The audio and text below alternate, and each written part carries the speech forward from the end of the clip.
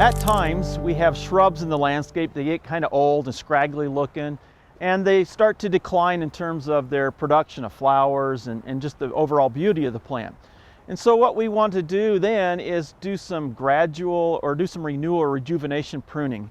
And there are two methods that we often refer to, and one is a gradual renewal, where we take a look at the plant and we find the oldest canes, and we remove about a third of those over a 3-year period. So eventually we have left, after 3 years, all this new young, new growth.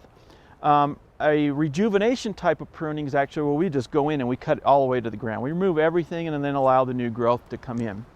Now this is a 9 bark here, and it's getting to a point where we've got some older canes, older stems on it that we want to take care of.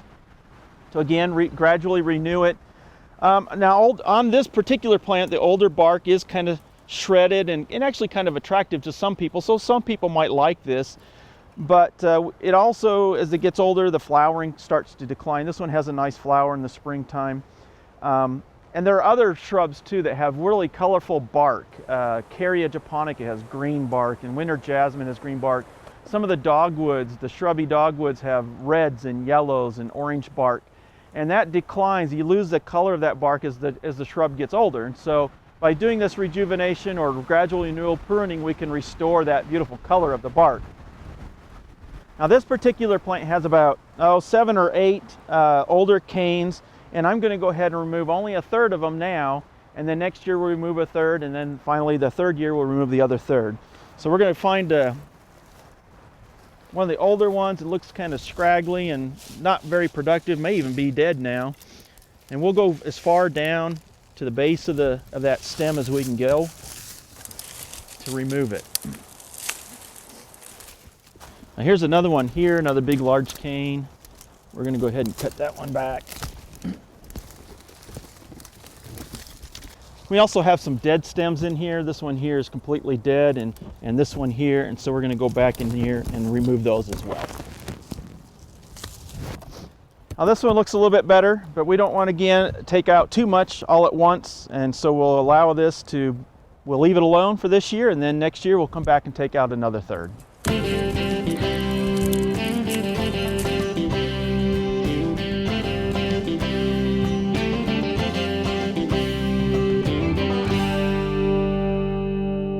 Now here's a shrub that we want to do some rejuvenation pruning to. So we're going to cut this one all the way to the ground. Now this is a Spiraea, and most of the Spireas will tolerate this type of pruning. Now remember that anytime we're doing this kind of drastic pruning, there is a chance that you could kill the plant. So just be aware of that.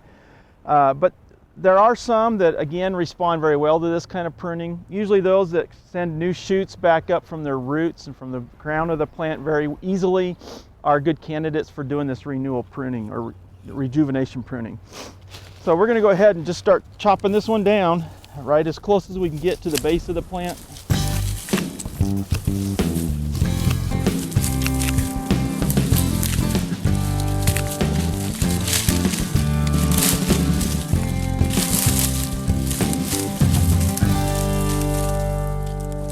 So we got cutting in here, we had some dead stuff, so it was a good thing we cleaned this out.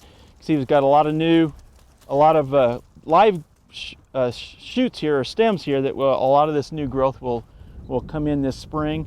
It'll fill in nicely. It'll be nice new succulent growth, and should flower for us nicely as well.